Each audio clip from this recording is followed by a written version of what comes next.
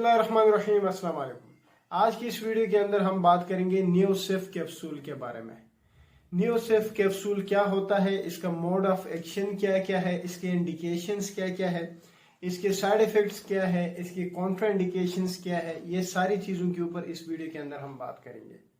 नियोसिफ का जो फार्मूला है यानी इसकी जो कंपोजिशन है वो है सिफाड्रोक्सल। सिफाड्रोक्सल मेडिसिन की जिस ग्रुप से बिलोंग करता है उसे हम सिफेलोस्पोरीन्स कहते हैं। तो सिफेलोस्पोरीन्स को डिवाइड किया जाता है first generation, second generation and third generation में। और जो सिफाड्रोक्सल है यानी जो नियोसिफ कैप्सूल है वो फर्स्ट जनरेशन सिफेलोस्पोरीन से बिलोंग करता है। अब बात करते हैं हम इसके मैकेनिज्म ऑफ एक्शन के बारे में कि ये जो कैप्सूल है ये जिस्म के अंदर काम कैसे करते हैं।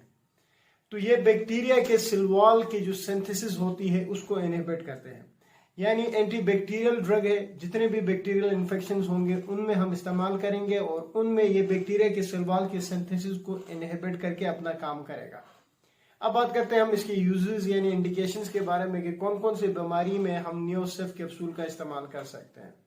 नियोसिफ कैप्सूल जो है वो रिस्पिरेटरी ट्रैक इन्फेक्शन में भी यूज किया जा सकता है, यूरिनरी ट्रैक इन्फेक्शन में भी यूज किया जाता है, एयर के इन्फेक्शंस में भी यूज किया जाता है, साइनसिस के इन्फेक्शंस में भी यूज किया जा सकता है। यानी कहने का मकसद यह है कि अगर किसी को टॉन्सिल्स है तो उसमें नियोसिफ कैप्सूल का इस्तेमाल किया जा सकता है। अगर किसी को फेरेंजाइटिस है तो उसमें नियोसिफ कैप्सूल का इस्तेमाल किया जा सकता है। अगर किसी को लेरेंजाइटिस है तो उसमें भी नियोसिफ कैप्सूल का इस्तेमाल किया जा सकता है। अगर किसी को यूरिनरी ट्रैक इन्फेक्शन है यानी पेशाब की नालियों में कोई इन्फेक्शन है तो उसमें भी इस कैप्सूल का इस्तेमाल किया जा सकता है। अगर किसी के साइनसिस में इन्फेक्शन है तो उसमें भी इस टेबलेट का इस्तेमाल किया जा सकता है। किसी को अगर कोई स्किन इन्फेक्शन हुई है तो उसमें भी इस टेबलेट का इस्तेमाल किया जा सकता है। बाज़ औक़ात पोस्ट ऑपरेटिव इन्फेक्शन हो जाती हैं यानी किसी जगह पे ऑपरेशन के बाद इन्फेक्शन डेवलप हो जाता है तो उसमें भी इस कैप्सूल का इस्तेमाल किया जा सकता है। तो कहने का मकसद ये है कि एक एंटीबायोटिक है, एंटीबैक्टीरियल एजेंट है, तो आप जितने भी इन्फेक्शन होते हैं उनमें इस्तेमाल कर सकते हैं। अब बात करते हैं हम इसके साइड इफेक्ट्स के बारे में। जो माइल्ड साइड इफेक्ट्स होते हैं वो यूजुअली इस कैप्सूल के इस्तेमाल से नजर नहीं आते हैं। उन माइल्ड साइड इफेक्ट्स में नोजिया है, दिलमतली का होना, वोमिटिंग है, उल्टी का आना, डायरिया है, पेचेस का लगना। लेकिन कुछ एक सीवियर साइड इफेक्ट्स है जिसमें थ्रोम्बोफ्लेबाइटिस है, थ्रोम्बोसाइटोपिनिया है। अब हम बात करते हैं इसके कॉन्ट्राइंडिकेशंस के बारे में।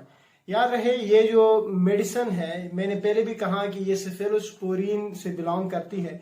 तो अगर किसी इंडिविजुअल को सिफेलोस्पोरीन के ड्रग से एलर्जी है तो उस तरह के पेशेंट्स इसका इस्तेमाल नहीं कर सकते हैं।